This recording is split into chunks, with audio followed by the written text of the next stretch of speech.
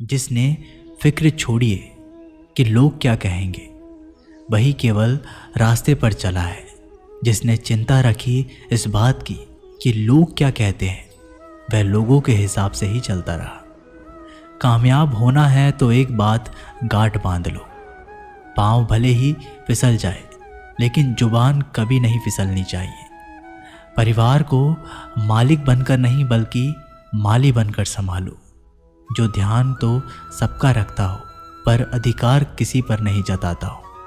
श्री कृष्ण कहते हैं, कोई भी मौका दे तो उसे धोखा मत देना, और कोई धोखा दे तो उसे मौका मत देना। मिलावट का दौर है, हाँ में हाँ मिला दिया करो। संबंध लंबे समय तक टिकेंगे, आप कितने भी अच्छे हों, चाहे आप कितना भी अच्छा काम कर लो। पर एक बात हमेशा याद रखना, जो आपको गलत समझता है वह मरते दम तक आपको गलत ही समझेगा। भगवान इंसान की गलतियां माफ़ करता है, चालाकियां नहीं। जो होकर भी ना हो तो उसका होना कैसा। अगर रिश्ता बस नाम का हो तो फिर रोना कैसा। जितनी भी मेहनत करो कोई चीज़ हासिल नहीं होती। श्री कृष्ण कहते हैं, जो आपका है वो आपका ही रहेगा, चाहे उसे छीनने के लिए सारा संसार क्यों ना लग जाए। कभी कभी आपको बिना किसी चेतावनी के लोगों को हटाना पड़ेगा, और आपको उन्हें समझाने की ज़रूरत नहीं होनी चाहिए कि वो लंबे समय से आपके साथ गलत करते आ रहे हैं। जो चीज़ हमारे पास नहीं होती उसका या तो हम मजाक उड़ाते हैं या ज़रूरत नहीं कहकर भूल जाते हैं। भीड़ से अलग दिखाई देने वाली चीज़ें दुनिया के लिए विचित्र और अजीबोगरीब ही होती है। यहाँ कोई भी आपका सपना पूरा करने के लिए नहीं है। हर कोई अपनी तकदीर और अपनी हकीकत बनाने के लिए लगा है। एक ज़िंदगी में बहुत सारे लोग मिलते हैं, पर बहुत सारे लोगों में किसी एक का मिलना ख्याल अच्छा है पर मुश्किल है। तुम स्वीकार कर लो, जीवन जैसा हो परमात्मा ने दिया है, वहीं जाने तुम इनकार मत करो। दुख आए तो दुख को भी स्वीकार कर लो कि उसकी मर्जी, और आओ भाव रखो, धन्य भाव रखो कि अगर उसने दुख दिया है तो ज़रूर कोई राज होगा, कोई अर्थ होगा, कोई रहस्य होगा। तुम शिकायत मत करो, तुम धन्यवाद से ही भरे रहो। जिसमें भी तुम्हें श्रद्धा है उसे जानने का विषय मत बनाओ। श्रद्धा अविभाजित मन, अविभाजित चेतना का स्वभाव है। किसी के अच्छे मित्र से उनका चरित्र साफ नहीं होता। लोग गंगा नहाते हैं, मगर याद रखना सिर्फ गंगा नहाने से गुनाह माफ़ नहीं होता। सब मुझे ज्ञान दे रहे हैं जबकि ज़रूरत मुझे साथ की है।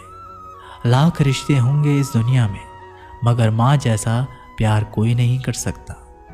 कितने भी अपने हो पर पिता जैसी देखभाल कोई नहीं कर सकता। दुनिया में 7 अरब लोग हैं, लेकिन मोहब्बत हमेशा उसी शख्स से होती है जिसे आपकी 1 टके की परवाह नहीं होती है।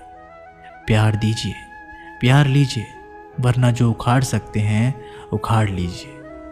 आपकी नीयत से ईश्वर खुश होते हैं और दिखावे से इंसान। जो जा रहा है उसे जाने दो, आज रुक भी गया तो कल चला जाएगा। हम किसी के काबिल नहीं, इसलिए दूर रहने लगे हैं। जो हमारे बिना खुश है हम उन्हें सताया नहीं करते। कोशिश करो कि दोगले लोगों से गहरा संबंध मत रखो, क्योंकि जब ये नाराज़ होते हैं तो इज्जत पे वार करते हैं। अकेला रहना मूर्खों और नकारात्मक लोगों के बीच में रहने से हर हाल में बेहतर है। इंसानियत दिल में होती है, हैसियत में नहीं। ऊपर वाला कर्म देखता है, वसीहत नहीं। अपनी अगली चाल को छिपा कर रखो। अपने लक्ष्य को चिल्ला चिल्ला कर मत बताओ। जो करना है वो खामोशी से करो, ताकि सफलता शोर मचा दे। रिश्तों की डोरी तब कमज़ोर होती है जब इंसान गलतफहमी में पैदा होने वाले सवालों का जवाब खुद ही बन जाता है। अकेले में हद पार मेहनत करो, ताकि जब परिणाम आए तो दुनिया चौंक जाए। वो करके दिखाओ जो दुनिया सोच भी नहीं सकती। जिस शरीर के साथ हम पैदा हुए हैं उसके जिम्मेदार हम नहीं हैं, परंतु जिस चरित्र और किरदार के साथ हम विदा होंगे उसके पूरे जिम्मेदार हम स्वयं होंगे। जब तक तुम किसी को प्रभावित करना चाहते हो तब तक तुम अहंकार से ग्रस्त हो। बाहर कुछ भी नहीं है, धूल के अतिरिक्त, और कभी किसी के हाथ कुछ भी नहीं लगा है। भीतर है तुम्हारा साम्राज्य और भीतर है तुम्हारा सम्राट। मगर भीतर जाने के लिए सीधा सरल हृदय हो तो भीतर जा सकोगे। सोचो, जब जन्म और मृत्यु दोनों ईश्वर की मर्जी से होते हैं तो इन दोनों के बीच की व्यवस्था हमारी मर्जी से कैसे हो सकती है? जीवन में जब भी हम कुछ बुरा कर रहे हैं तो हम किसी दूसरों के साथ कर रहे हैं। ये भ्रांति है। आपको प्राथमिक रूप से हम अपने ही साथ कर रहे हैं, क्योंकि अंतिम फल हमें भोगना पड़ेगा। हम जो भी बो रहे हैं उसकी फसल हमें काटनी है। इंच इंच का हिसाब है।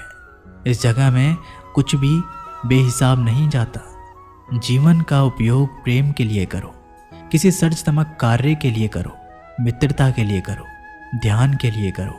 अपनी ऊर्जा का कुछ ऐसा उपयोग करो जो तुम्हें ऊंचाइयों पर ले जाती हो, और जितने ऊंचे तुम जाओगे उतनी ही ज़्यादा ऊर्जा के स्रोत तुम्हें उपलब्ध होंगे। ईश्वर की तलाश भ्रम ही है, क्योंकि ईश्वर खोजने का प्रश्न ही नहीं उठता, वह सदा ही उपस्थित है।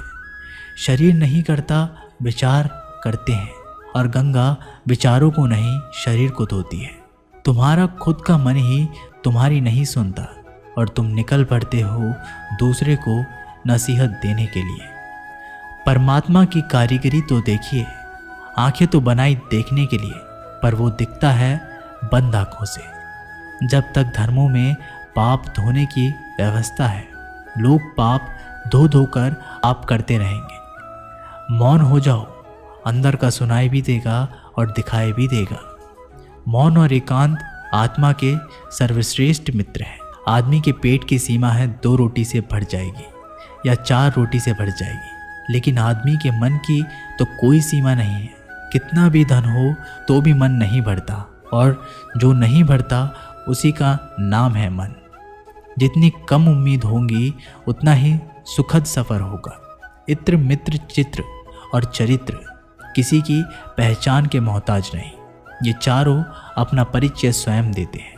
जिसने ये फिक्र छोड़ी कि लोग क्या कहेंगे, वही केवल रास्ते पर चलेगा।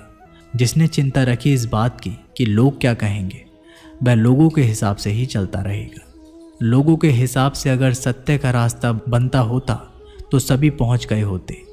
भीड़ निर्णायक नहीं है, व्यक्ति निर्णायक है।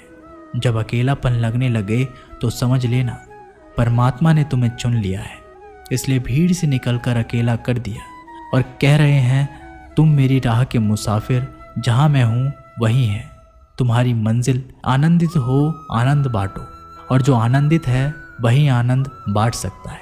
स्मरण रखो, दुखी दुख ही बांट सकता है। हम वही बांट सकते हैं जो हम हैं। जो हम नहीं हैं हम उसे चाह के भी नहीं बांट सकते। लोग क्या कहेंगे, लोग क्या सोचेंगे? अरे लोग हमारे बारे में क्या सोचते हैं, ये भी अगर हम ही सोचेंगे तो फिर वो लोग क्या सोचेंगे? इसलिए कहते हैं ना, सबसे बड़ा रोग क्या कहेंगे लोग। एक बार एक फल वाला बाजार में बैठकर फल बेच रहा था। उसने अपने पीछे एक बोर्ड लगाया हुआ था जिस पर उसने चौक से लिख रखा था कि यहाँ ताज़े फल बेचे जाते हैं। एक ग्राहक ने उससे कहा, हमें मालूम है तुम यहाँ बैठे हो, वहाँ नहीं। इस लाइन में से, इस पंक्ति में से यहाँ मिटा दो। फल वाले ने शब्द मिटा दिया और अब बचा ताज़े फल बेचे जाते हैं। एक दूसरा ग्राहक बोला, हम जानते हैं तुम ताज़े फल बेचते हो, कुछ सड़े हुए थोड़ी ना बेचोगे, इसलिए इस वाक्य से ताज़े मिटा दो। फल वाले ने ताज़े भी मिटा दिया और बोर्ड पर बचा केवल फल बेचे जाते हैं। और तीसरा ग्राहक आया और कहने लगा कि पीछे क्या लिख रखा है, यहाँ बाजार में क्या मुफ्त में थोड़ी ना बांट रहे हो, चलो बेचे जाते भी मिटा दो। बेचारे फल वाले ने जो बचे कुछ शब्द थे वो भी मिटा दिए। अब वो बोर्ड खाली हो गया तो एक चौथा व्यक्ति आया और फल वाले को बोला, पागल हो गया, ये बोर्ड पर तुमने कुछ लिखा क्यों नहीं है? इसलिए दोस्तों, दुनिया में हर एक इंसान की अपनी राय होती है और इंसान दूसरों को सलाह देने में माहिर होता है। हम ये नहीं कह रहे हैं कि आप किसी की सलाह सुनने, बस ये कह रहे हैं कि उनकी राय सुनते सुनते अपनी राय ना भूल जाएं। इसलिए हारे हुए की सलाह सुनिए और जीते हुए का तजुर्बा, लेकिन दिमाग लगाइए खुद का। डरिए मत कि हम गलती कर बैठे तो क्या होगा, क्योंकि गलतियों से ही सीखोगे। गलतियों से खुद का तजुर्बा तो आएगा। हारोगे तो सीखोगे और जीतोगे तो सिखाओगे। कई बार लोग कहते हैं मेरा तो समय ही खराब चल रहा है, मुझे नहीं समझ आता कि मैं क्या करूं, कैसे अपने बुरे समय को अच्छे समय में बदलूं। सच तो ये है, आपको एक चीज़ जो बुरे समय में ज़रूर करनी चाहिए और बहुत से लोग ये चीज़ करना छोड़ देते हैं।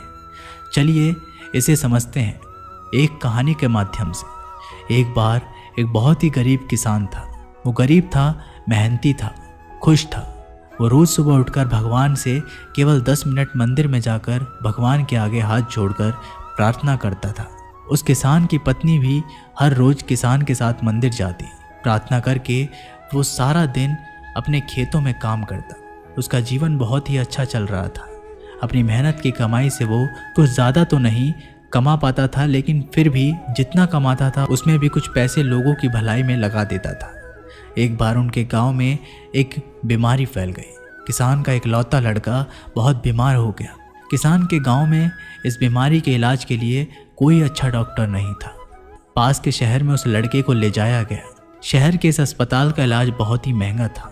उस बेचारे किसान के लिए अस्पताल के डॉक्टर की फीस, दवाइयों का खर्चा आदि दे पाना बहुत ही मुश्किल था। किसान दिन प्रतिदिन हिम्मत हारता जा रहा था। एक दिन अस्पताल में बैठे बैठे वो इतना हताश हो गया कि वो जोर जोर से रोने लगा और कहने लगा, पता नहीं किस चीज़ का बदला ले रहा है भगवान। कभी वो खुद को कोसता है तो कभी परमात्मा को। पर किसान की बीवी को अटूट विश्वास था। पर किसान को आशा की कोई किरण नज़र नहीं आ रही थी। अस्पताल के कुछ दूरी पर एक मंदिर था। किसान की पत्नी उस मंदिर में हर रोज़ प्रार्थना करने जाती, पर किसान का दिल नहीं करता प्रार्थना करने को। डॉक्टर ने किसान से कहा उसके बच्चे के इलाज के लिए 10,000 की आवश्यकता है, पर किसान के लिए इतनी बड़ी रकम इकट्ठा कर पाना असंभव था। किसान की पत्नी अब भी मंदिर जाती थी। वो भगवान के आगे हाथ जोड़कर प्रार्थना करती थी उसका पुत्र ठीक हो जाए। एक दिन मंदिर में एक सेठ आया। उसने किसान की बात उस दिन अस्पताल में सुनी जिस दिन किसान रो रहा था। सेठ ने बताया उस दिन सेठ की पत्नी भी अस्पताल में थी। अब वो पूरी तरह से ठीक हो गई थी और घर चली गई है। सेठ को बातों ही बातों में पता चल गया कि किसान को 10,000 की आवश्यकता है। तो सेठ ने तुरंत अपनी जेब से पैसा निकालकर देते हुए कहा उसके पास इस समय 10,000 ही हैं और वो रख ले। साथ में सेठ जी ने कागज पर अपना पता लिखते हुए कहा अगर उनको और पैसों की आवश्यकता हो तो वो बेझिझक मांग ले।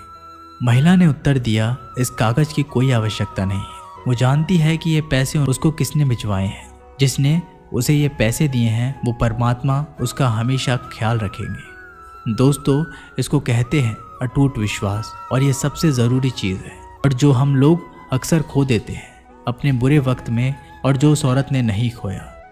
वह जानती है कि परमात्मा उसके साथ सदैव है। श्री कृष्ण कहते हैं जो मेरी परमल लगाते हैं, मेरा ध्यान करते हैं, मैं उनको वो प्रदान करता हूँ जो उनके पास नहीं है, और जो उनके पास है मैं उसकी रक्षा करता हूँ। इसलिए बहुत ज़रूरी है कि हम अपने बुरे वक्त में परमात्मा का साथ ना छोड़ें।